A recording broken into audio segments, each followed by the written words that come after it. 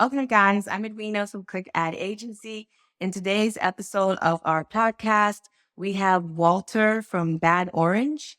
So, if you could just go ahead, Walter, and introduce yourself, tell us who you are, what you do, and who you do it for. Great. Yeah, my name is Walter, and Mm. I have an agency called Bad Orange. So we started Bad Orange in 2018, and what we are a marketing and branding agency. And one of the services we are best known for is helping brands partner up with talent and influencers to run campaigns, to do product partnerships, to do content. So that's basically what we do. So, in a nutshell, I think at least the way I know you and the way I talk to you when I'm referring clients to you, I'd say that you guys primarily do influencer marketing, Correct. right?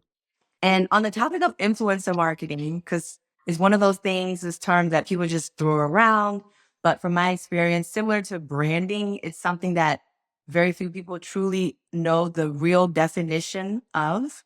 So, would you mind, as an expert, telling us the definition of influencer marketing?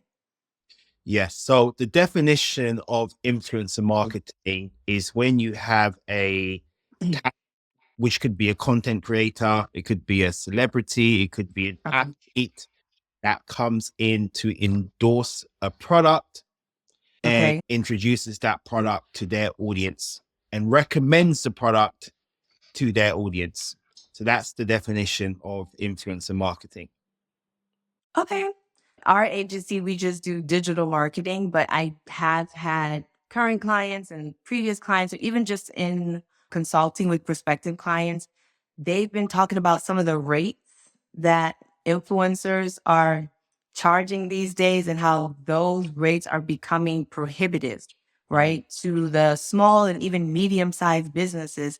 And in some of my conversations with them, just like everything else, right, when the prices get so high, it creates a bubble and eventually this bubble pops. Yes. So, do you think the influencer bubble has popped or will pop soon, or maybe it won't pop at all? What are your thoughts on the current rates for influencer marketing campaigns?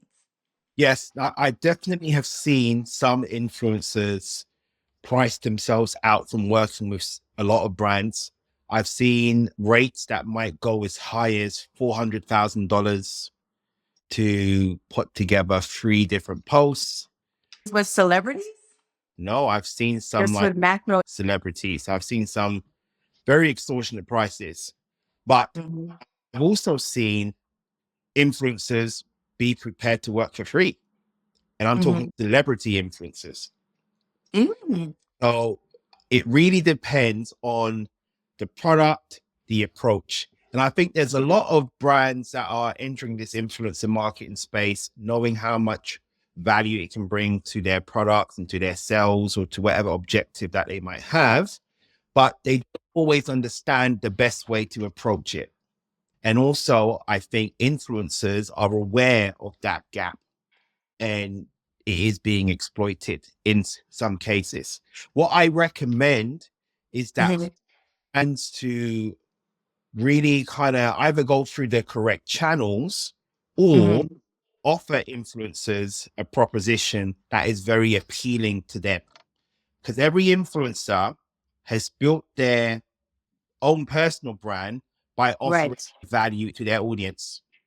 That's how influencers gain their followers, by whether their value is they're a fashion influencer and they dress really well. So when you're able to give an influencer a proposition that adds value to their audience, completely different conversation. And that will affect what they would charge or if they charge or how they partner up with you. When you said that you've seen some influencers even work for free, because that is something that, again, just in my conversation, kind of being like an outsider looking in, like my only gaze into the influencer world is like by proxy through clients. And I've had people tell me, oh, I can't find influencers who will work for free. They're charging me $2,000, $3,000. And I'm like, with the demographic that I work with, that's very high. And I always tell them, like, you can find influencers who will work for free, but I'm saying it from a theoretical perspective, like things I've read, things I've heard. in having conversations with you. So can you touch a little bit deeper on that? Are there still influencers out there who are willing to work for free, or is this a myth? Yes, there's definitely influencers willing to work for free. As I said, without breaching any that I might have, I can give you an example of Okay. a celebrity that is known globally that we've helped do a deal where she's essentially doing a very large scale campaign without any cash payment for that campaign. And that this particular celebrity always had interest in working in a certain field. Okay. Let's Mm, example, let's say this field is the restaurant field. And mm, she was approached by a restaurant, love what you do. This particular celebrity might be very well known for sports. Okay. Different field. Okay. mhm. Particular restaurant brand agreed to create a partnership with this celebrity where they were going to introduce a whole new menu for her.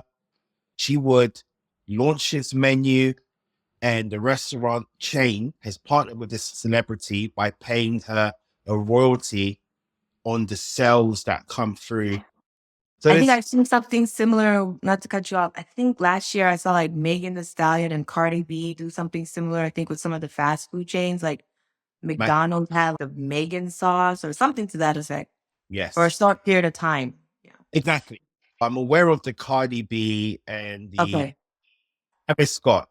I'm aware Mhm. of details of their deal with McDonald's. And that Okay. deal was structured with a multi-million-dollar payment. They had some deliverables through a campaign to launch that particular burger. McDonald's had no problem doing that because, of course, McDonald's has so many units across the US, Mhm. thousands. They probably made that money back within the first afternoon of that campaign being launched. Wow. Yeah. But this particular deal, as you said, very similar to that, but it didn't Mhm. involve an upfront payment. It was Okay. a back end. So this particular celebrity was endorsing this restaurant, and we worked out a back end deal with this restaurant chain where there will be sales reports every week, and we will be paying this celebrity a portion of that. So basically, I think it boils down to, from understanding you correctly, you can still find those types of deals if you really do the research to make sure that your product or your business truly matches the interest of that influencer. Exactly. It Yeah. becomes completely different conversation. So it's more like a passion project for them that they're going to get money from. Precisely. And also because it's a passion project, they do a Mhm. way much more authentic collaboration with you because it's Yep. what they actually want. And it's really aligning with where they are trying to go. So yeah, I think those partnerships, whether you're paying them money or whether you are not, is still the Mhm. best for marketing. And it involves brands having to do a bit of homework Mhm. and try to understand which celebrities match their brand or which influencers match what they're trying to do. Yep.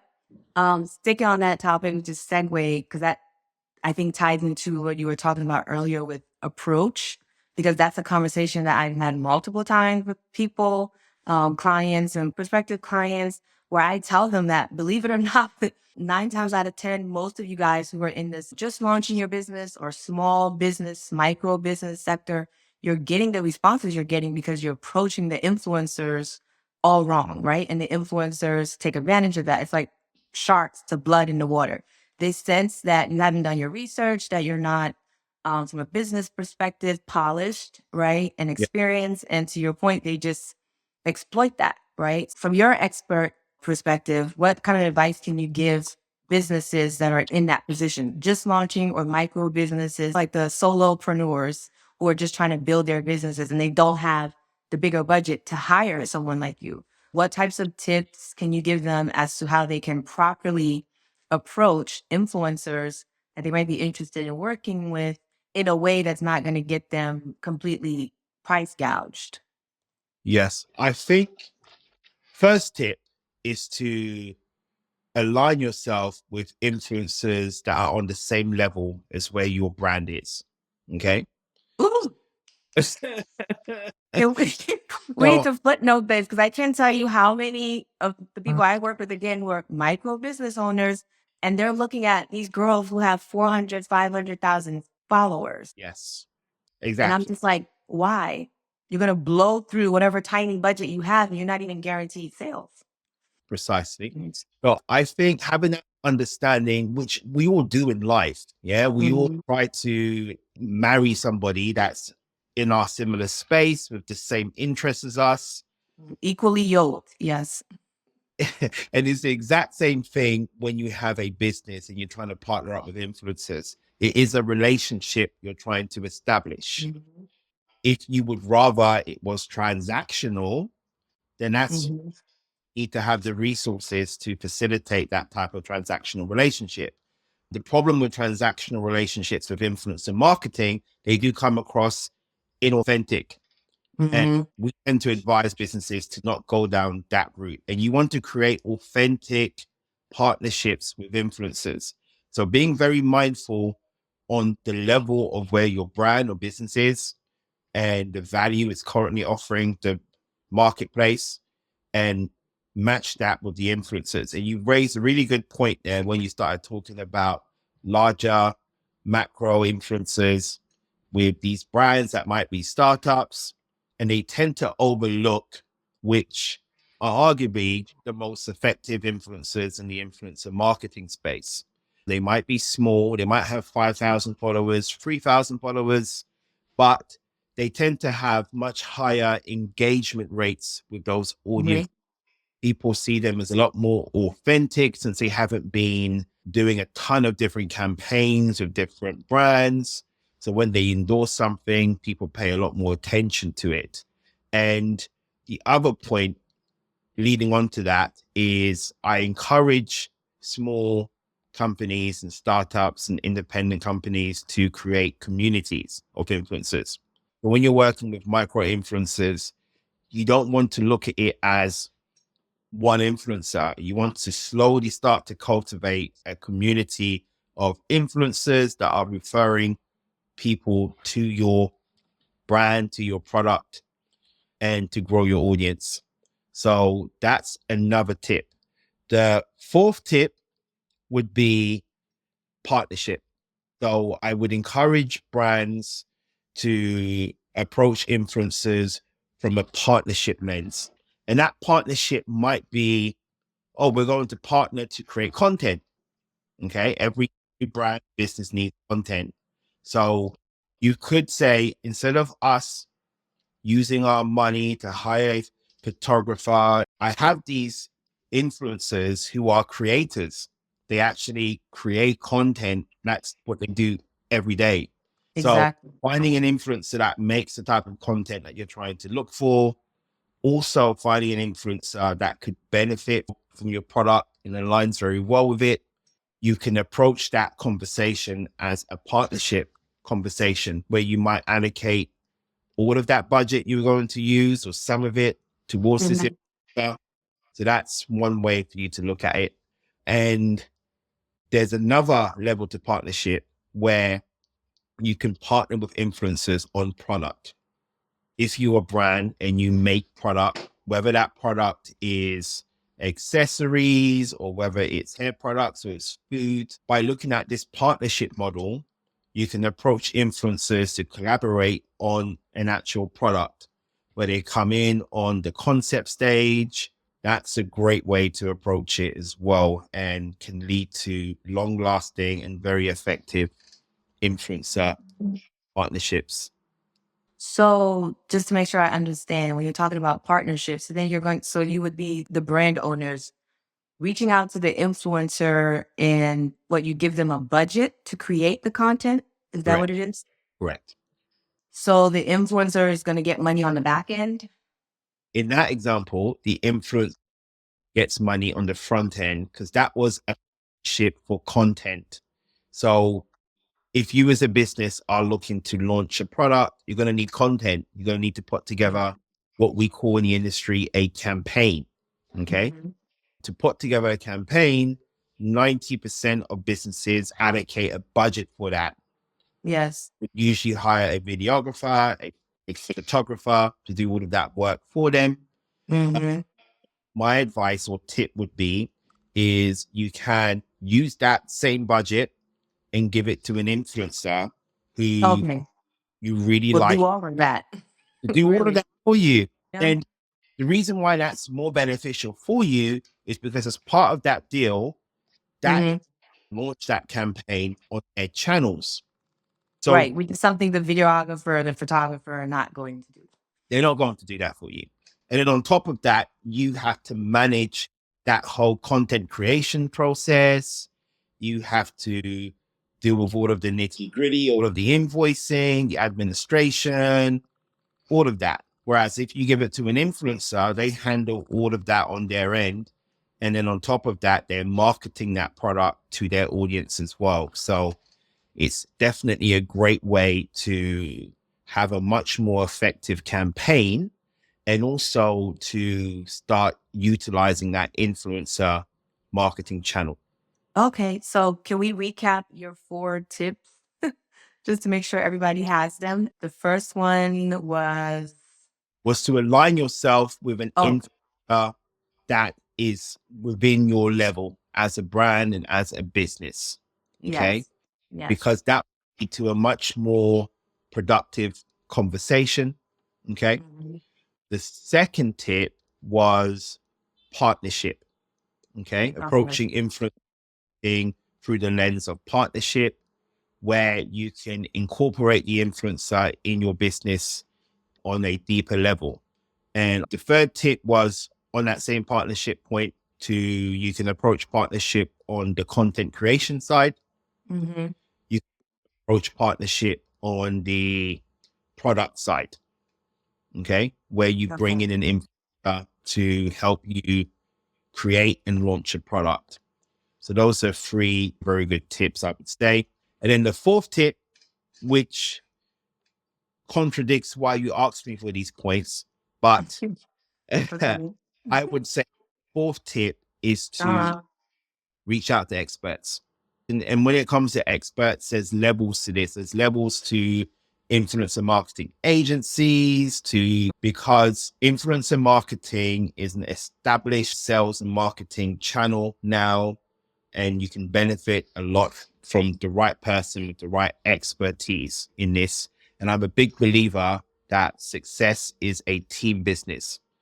And yes, even though your resources might not be great, when people start a new business, they would hire an expert to create a website. exactly. They will hire an expert to maybe create their product. They might order it from a factory. And Hmm. people just have to have that mindset when they're starting a business that I need experts in paid ad Marketing. and in marketing. That is such a good point because I'm also in marketing, and it's always been so interesting to me how so many people just overlook marketing. Yeah. And that's when they end up on my calendar or on your calendar or people who do the same thing we do.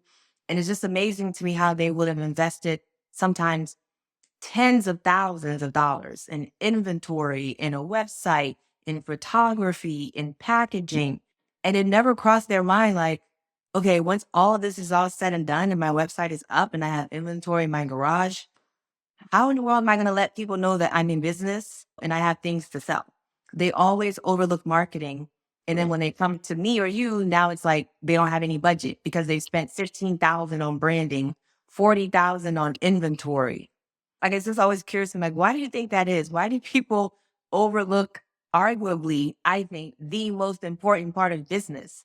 Because there's a quote now that I read about 4 years ago, and I just kind of like incorporated it in my agency. And it's almost like one of my mantras where I say, marketing your product is more important than your product itself.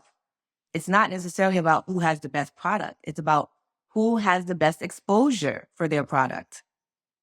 And I don't Correct. understand why this is a concept that so many people don't get, at least in my space, until it's too late when they can't afford it.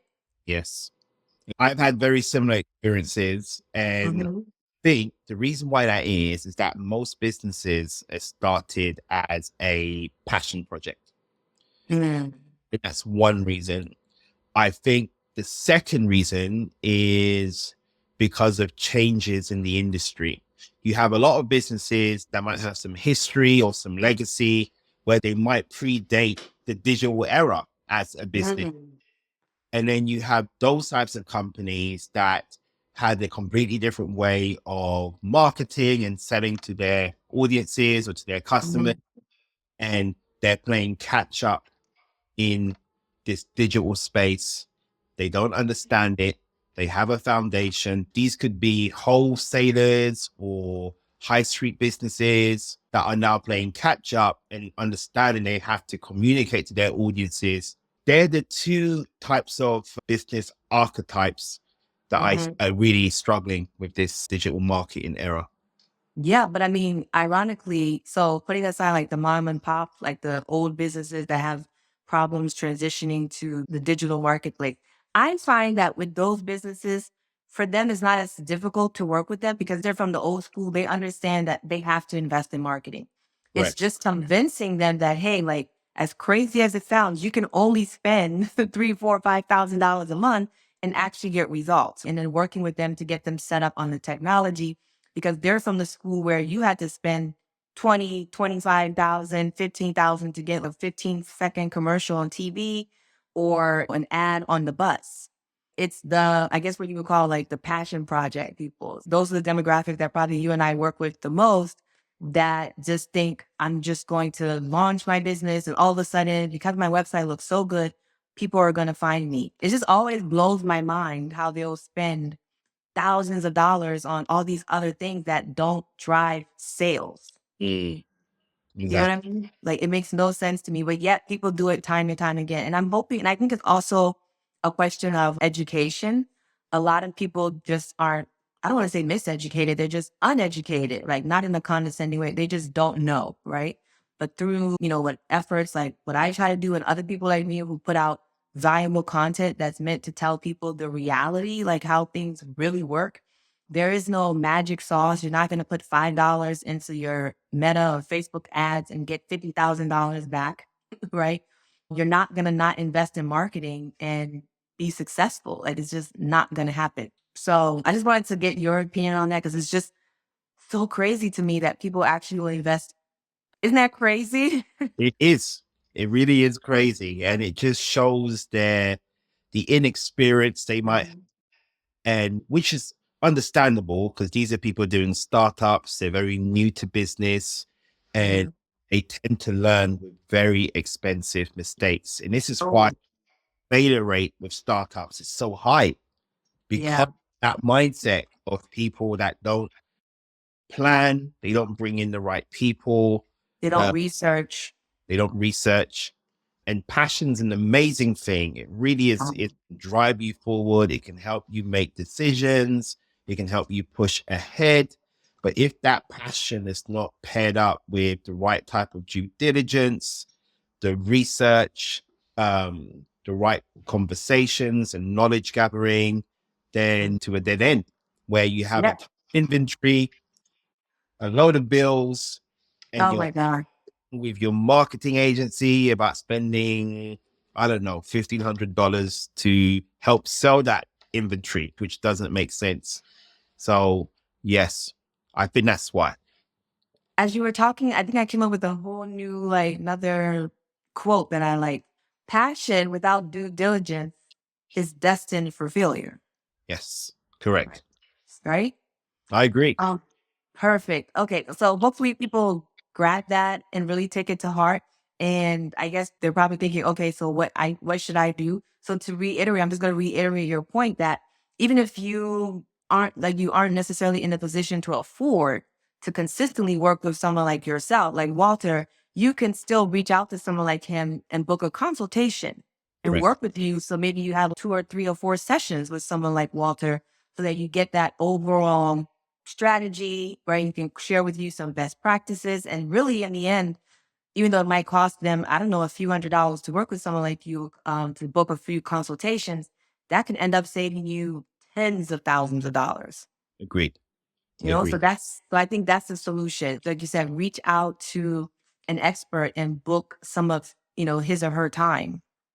Exactly. Um, yep, because something else that like my partner John and I talk about is how the people, some of the smartest people in the world, right, are smart because they learn from other people's mistake. That's why people work with mentors. Like you're working with them for not just what they know, but because of what you don't know. Yeah. And like you said, that could cost you a lot of money. Been there, done that. So I wanted to talk about when you touched on influencer communities. Yeah. I know that's one of the major services that you offer. Can you speak a little bit more? Like, you don't have to go super in detail, but just a big picture, like what it is and why it's important. When I talk about it, I always tell people like the Fashion Nova strategy, right? Because Fashion Nova is probably one of the biggest brands that's most relevant these days. That when you tell people about the Fashion Nova strategy, it just clicks right away because anyone who's talking to me was alive to see 10 years ago how Fashion Nova did it. So, what exactly is the influencer community? How can micro companies apply it? And why is it so important to them, right, in their growth? Yes. So an influencer community is a range of different influencers that are working with a brand or working with a campaign to introduce Hmm. that product to their audiences. So the main reason why it's very important is because of the amount of touch points that new customers need before they embrace a brand, whether that's following that brand or actually buying that particular product or engaging Hmm. on a key level, is the touch points. And the best way to create that touch point is with a community of influencers. And when you're building that community of influencers, you need to have a target audience in mind. Okay. Okay. Each influencer would have a range of demographics and audiences that follow them. And it's really important for any brand to be aware of that and to study that. Maybe you are targeting Black and Latino women. Okay. Mhm. So you'd want to find influencers that identify with those audiences, that have good awareness with those audiences, that know how to communicate with those audiences very well. So when you're Mhm. building your community of influencers, you have a target list of what you're looking for in each influencer. And you will have these influencers creating these touch points for you with the content that they end up making. And that's what Mhm. leads to real growth in businesses, is creating those touch points. So in creating the community, the brand owner would need to, because they were assuming, I mean, if they have the money, they could hire someone like you and your agency. But if they don't, that would mean they would have to do their own research to find those types of influencers that authentically and organically connect with their target audience and then reach out to these people in an organized way. In previous conversations you and I had had, is that every month they're supposed to be working with new influencers, Correct. right? So, like month one, you might work with a set of three, month two, a different set of three, month three, and so forth. Because obviously, not every influencer is really going to connect with your brand. So, the idea is that you're trying on different influencers. Let's say after a year's time, if you're doing that's 36 people you would have tried out, but maybe only 15 of them really vibe with your brand. So, at the end of the year, you would have 15 influencers who are familiar with you, your brand, your product, and they already know how to create the type of content that you want. I think you summarize it really well. When you're building a community of influencers, you want to retain the good influencers as you move along, or the influencers that you think are effective for you. And that's Mhm. how is built. If you have an influencer that works with you in month one and they were quite effective, maybe you like their content, maybe they help drive traffic to your website, maybe they ended up selling, you Mhm. need to re-engage that influencer again. And Right. by re-engaging that influencer again, you're also adding to the chances of increasing the touch point for that end consumer. Okay. So Right. people love that continuation of influencers creating these new touch points.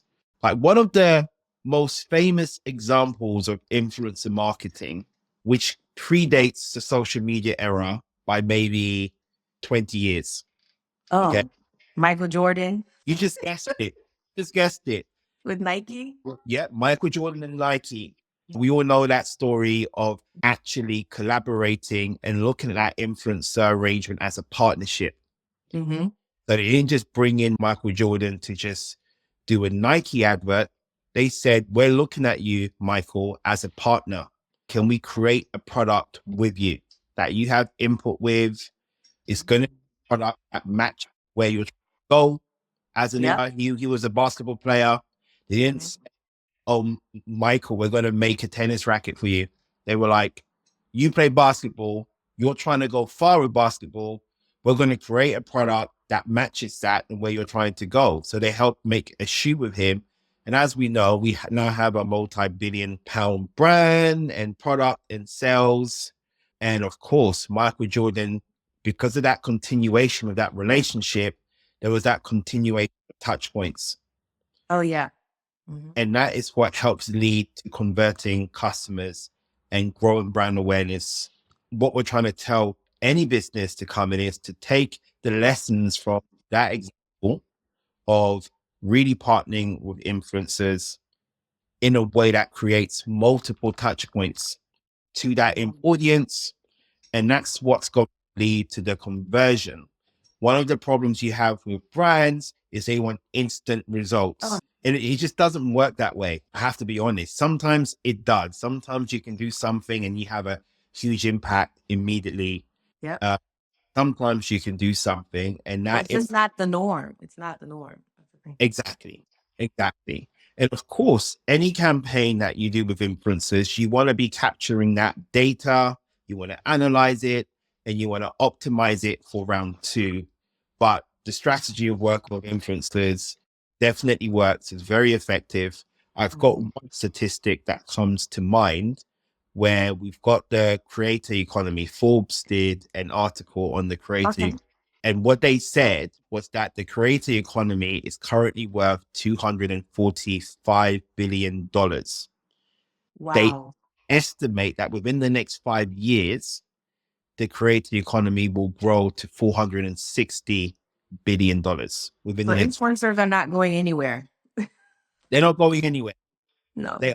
only growing at an extremely fast rate. Any business that wants to kind of grow, they just have to have influencers within their strategy. And yeah, and they've got some great tips so far on how to kind of approach that. I wanted to talk a little bit more on that little triggering point because it was on my list of questions anyway. So I'm glad you brought it up earlier. This expectation, right? And I get it on my side too, right? People want to run ads. They want you to set them up on ads today. And 3, 4 days from now, they want $10,000 revenue. I want us to manage people's expectations, right? I do that with the digital marketing, with the social media ads, I should say. So I want us to have a conversation about the importance of people managing their own expectations, because this is a conversation I've had with people, even specifically about influencer marketing, right? Where I say, listen, I think the issue for a lot of people, at least the demographic that I work with, is that similar to the ads, right? The social media ads, they see influencer marketing as a sales strategy. And I've had to have multiple conversations with them where I say, no, this is a marketing growth mid to long term strategy. Like when Fashion Nova first launched their product, which were their Fashion Nova jeans, the skin tight jeans, right?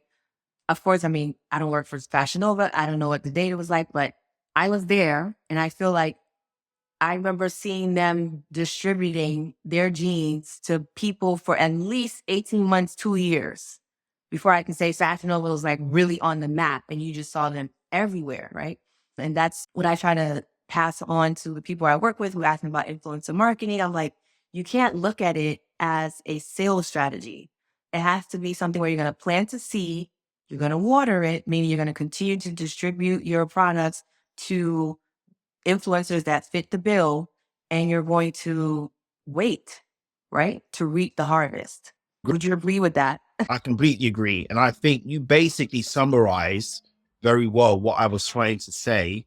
That example of Fashion Nova giving out their jeans and working with influencers for about 18 months, 2 years. And now the brand is everywhere. And that's because they really understood the value of touch points. They really got that. That they have a community of influencers Yes. pushing their product, and they just create all these multiple touch points. And that got the audience to become consumers and buy. Hmm. And before you knew it, Fashion Nova had overtaken very well-known brands on the high Oh, street. hmm, And they also, are the most lucrative fashion brand right now. Like when I did my research last year, I think they were saying like they're worth more than, like you said, these established luxury brands even. And that's yeah, strictly because of their influencer community, right? Where staying with the example of Fashion Nova, people don't know this, but I only learned this last year when I was doing a research studies that they existed before we all got to know them on social media. It's not a brand that was born on social media. The owner, I think Richard, I forgot his last name, he had a physical store and probably still does in California. And then he saw social media was getting very popular and he decided to say, oh, let me try promoting my products on these new social media platforms. And that was around like 2014, 2015. And as they say, the rest is history. But he started with the jeans. And at the agency, one of the main strategies that we use is something that I like to call the peacock strategy or a cash cow strategy, whereas especially if you have a limited budget, is instead of trying to promote all of the products on your store, you're going to find your best selling product, right? Your peacock product or your cash cow product, and let that drive your sales. Because if your goal is to make, let's say, $25,000, $30,000 a month, what does it matter if you do that selling one product or selling 50 products? In fact, it will be easier to do that selling one product because you get really good at it. And in addition to the paid ads for the social media paid ads, I tell them influencer marketing is a great way, a great tool that you can put in your marketing arsenal that'll make everything else more effective. If you're doing influencer marketing, it increases your paid ads effectiveness exponentially because now we have content that's constantly coming in. We have new eyeballs that are coming in. But a lot of times people overlook, they just don't see the value in doing all of this. So, what are your yeah. thoughts on leveraging influencer marketing to follow like the Fashion Nova example of driving the growth of your business, your ecom with your top selling product? When people come, all the people we work with, they don't have endless pockets. So, Yeah. especially after iOS 14, we tell them, hey, let's find your best selling product or the product that's most likely to be your best selling product. And you can continue to do email marketing, text marketing, content creation, whatever. But as far as where you're putting your money on Meta, Facebook, we're going to put it behind that product that's proven, right? Or that it has the most mass appeal and let that drive your paid ad sales. I think that you have just given an absolute gem to your audience. There is an That is absolute the gem. strategy. Yes. Anyone that listens to that advice is extremely likely to do exceptionally well and make a lot of money. And the best way to enter a market is to become a specialist with a product, which is exactly what the Peacock strategy is. Mm. There's so many people that observe other brands that might be market leaders in a particular space and Yes. look at their range of products and their inventory. And what they try to do is replicate that with 1,000 times less resources. They don't understand the actual journey that business Hmm. to reach that stage. So the best way to enter a market is to focus on, as you said, a single product, specialize in that product, Hmm. prove that product, learn how to market that product, and you can outcompete a multi-billion pound organization by specializing on one product, because that multi-billion pound organization has a whole ton of products, a whole ton of departments to work on. But you Yep. to become so good with your Peacock product where you can build, as you said, leading on to what your main question is, using an influencer community to push that particular product and help reinforce that communication. So the Peacock strategy is not only applicable to marketing, it goes all the way down to the actual product development itself, because Okay. that focus becomes a specialization, which leads into the product being better and then the market communication being better. So, yes, and you're channeling all of your resources into this channel that becomes way more effective for your business. Exactly. Trust me, I didn't arrive at this strategy overnight. It took years of analyzing, looking at data trends, like within the agency. But what really pushed us to really look and dig deep was iOS 14, when Apple came out with that operating system. I think it was 2021 that allowed people to disenable the tracking. And so the algorithms on all these social media platforms just got crushed, right? Now all of a sudden it didn't have all this information about us. And we noticed just looking at certain clients, we're like, why are certain clients not as affected as others? And the conclusion was that just by happenstance, the clients that were as affected, they happen to have inventory and especially ads that just weren't changing that much because Yeah. they sold items that were evergreen, which is another business term. Evergreen products you can sell just about year round that people need and, Mhm. or want. Right. Mhm. And so that's where that peacock strategy really came. It literally came to me. I was like laying in my bed. It was like this aha moment. I was like, oh my God, this is it. And so after that, we told all our existing clients, any new clients that we onboarded, I shared with them that strategy, say, hey, this is a strategy we employ because we know that it's 99.9% going to improve your chances of being successful with your ads. And a lot of times people would step back because it's just different, right? From than what they've heard. Cause like you said, they're modeling themselves after a Fashion Nova or a Zara, but Fashion Nova started off with one product. And I'm sure if we dig deep, or one type of product, one jean in different colors, different styles.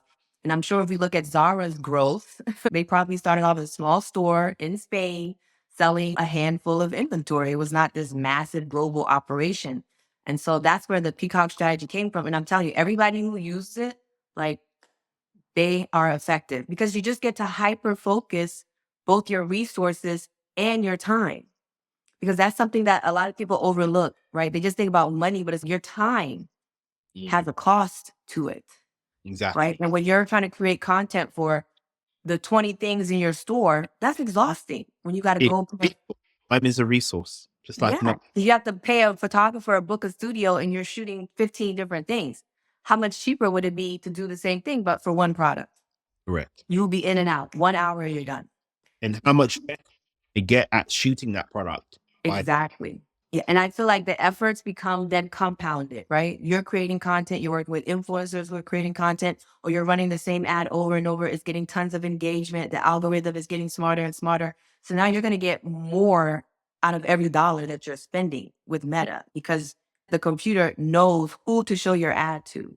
And when people see your ads, it's got 1,000 likes, 100 comments because it's been running for so long. So we're almost at the end, but I just want to segue that into the discussion about Stanley Cups. Because that's yeah. exactly, I mean, talk about mind blowing marketing case study. A Mm. brand that's 113 years old, Yeah. making $75 million a year, selling to their target audience that they decided was their target audience. They're selling these vacuum seal cup, whatever they're called, to men, outdoorsy men who are doing camping, hiking, and also construction workers, people who work outside. And then they connect with these influencers, bloggers, influencers, these women, the buyer report. They write about the three women who I think are like stay-at-home moms, and they just blog about their favorite products for women, children, the home. And they came across the Stanley Cup. Their audience liked it. Their audience couldn't buy it. So they reached out to Stanley, and Stanley told them that they should buy wholesale, which was crazy to me. This was just in 2022 or something, not even 20 years ago. This was like 18 months, 2 years ago. Like how checked out and out of touch would a brand have to be to tell influencers, oh, you wholesale units from us. So they wholesale about 10K, I think, worth of units, sold out in 72 hours. So of course, then when they reach back out to the brand, now the company is like, we want to talk to you. So long story short, to your point, they end up creating a partnership with these women where the women are like, you're missing out on so much money because you're not selling to women. We know your products are targeted for men, but women want to buy it. So just a few tweaks, changing the colors, making more feminine friendly design. We really think that you could make a lot of money. They work with the buyer's report and a bunch of other micro and macro influencers. And at the end of 2023, so just 18 months into this, they reported, I think the profit was 750 million. So from 75 million average revenue to $750 million just in 2023 by selling to a different, looking at the data to seeing where the actual demand was, working with influencers, partnering with them, designing the product for this new audience, and becoming more successful than the company has ever been in 114 years. Exactly. It's Exactly. crazy. And I love this case study because Yeah. it touches on all of the points that you've brought up in this conversation. That's why I mentioned it at the end, because I'm like, it literally is the living and breathing example of everything you talked about. Exactly. And even the stuff that you've mentioned, like that's a company that personifies the Peacock strategy. One product. It's called the Quench. It's the cup. It's one style product that comes in different designs, but it's still Uh, that one style because they do yeah, have other styles. they focused on one product and they became experts with that product. They did Mhm. product really well, so much so that the end users, the end consumers loved it and they swore by it. And that's how these particular bloggers came upon this. And I think one of them found the product through one of their husbands. Yeah, it was something like she just randomly, they were reviewing the best cups to keep your beverages hot or cold, like when you're going to yoga or something. Yeah. And yeah, and they're like, you put the ice in your water, but then 3 hours later with the rest of the other cups, it's not cold anymore. But that particular brand, she was like, her beverage stayed cool literally like 12, 13 hours. So all the women were like, that's the cup for us, but they couldn't even find it. And then when they did find it, it was ugly. Yeah. Exactly. Yeah. And I think after they had those great results with their first particular order, I think the brand, one of these heritage businesses that Yes. knew about social, No. they attitude by partnering with these Mhm. come on board and to develop the product so it could be sold to their audiences even better. And I think that the numbers speak for themselves. And it's another example of building an influencer community. How effective Mhm. to sharing these stories, to increasing your sales and making your overall marketing strategy that much more effective. And now the Stanley Cup is a brand that's slowly becoming a household name. You're seeing it at yoga studios, you're Yes. seeing women walking It's around with now like the new status symbol of the middle and higher income mom or woman. Looks like she's got her Lululemon yoga pants and the Longchamp tote and the Stanley Cup and the Starbucks. that. And I think it's a great example of how effective influencer marketing is in this modern day. Yeah. Wow. Like to your point, like you said, it's the effect, it's the herd effect. If you have a good product, invest in the marketing and are patient enough to sprinkle your seeds and let them grow, you can reap an amazing harvest, right? And of course, it's much easier said than done when you're Fashion Nova or when you are Stanley Cup. But I Yeah. try to stress to my audience that you can replicate that. You know, will you be making $750 million after 18 months, 2 years? No. But if you follow that example on a micro level, you could consistently, after 18 months, maybe consistently be making $30,000, $40,000 a year. And that's really all you need. You just need consistent revenue. If you're smart, you take those numbers to a bank and you can pretty much get any type of credit you want, at least in America, right? If you're consistently putting in, bringing $40,000 a month in revenue, not profit, just revenue, you should be able to go to your bank and easily get a business credit card or a collection of credit cards for 100K Yes. Agree. easily with those types of numbers, right? So just to conclude my question, I meant to ask in the beginning, but I think it's more appropriate at the end. How can someone tell, or even someone like you when you're doing your work, how do you tell when an influencer actually has influence? Because we've all seen case studies of brands that paid an influencer that has 2 million followers some upfront money, and he or she was supposed to promote a product, and the campaign was a flop, right? Because the people assume because this person has 1 million followers or 2 million followers or 500,000 followers these that they can actually influence these people's behaviors. So Yeah. how can you tell when an influencer actually has influence over their audience? Yes, I think to tell, there's a few questions that are going to come from that. I think that's quite straightforward. One, Okay. we have something in the industry that we call the eye test. Okay. Okay. And what that eye test is, we all do it. We all can look at an influencer's page. We can look at the content. We can look at how the content's presented, and we can look at the influencer's numbers. Okay. And those numbers, you have to deep dive a little bit deeper and look at what engagement rate that influencer has. So you might have an influencer that has a picture that has 1,000 likes, which Mm-hmm. on the face of it might seem very effective. Okay. But if that influencer has 2 million followers, those 1,000 likes is Mm-hmm. showing a high degree of influence on their way low engagement rate. Mm-hmm. You can have an influencer that has 10,000 followers. And if that influencer has 1,000 likes, that is implying an influencer that has a high degree of influence on their audience. The second way is by looking at what other brands, if any, are working with that particular influencer. So that's usually a good vote of confidence when you see other brands that might be in a similar space working with this particular influencer and continuing to work with that influencer. That implies that influencer will have good influence. The third way is to purchase some of these analytical tools. Yes. So Meta have partnerships with some tool partners that you Mm-hmm. don't pay to actually use, but they can analyze an influencer's audience for you. Oh, So like what? Do you know any of them off the top of your head? there's one that we use as a customized tool, but I can't recommend others that come to mind. The one that we use is a customized one. Okay. Okay.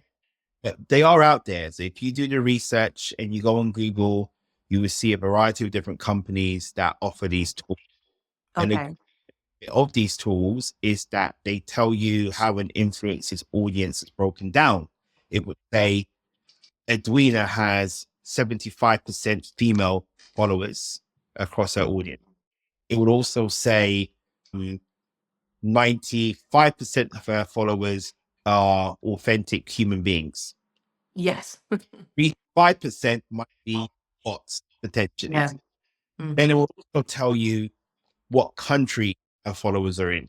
So maybe you might have 65% of your followers in America, 25% in Europe, 10% in Africa, 5% in South America. That's very depending on who your target audience is as a business. Maybe you only want to sell in the United States. That's a very important information.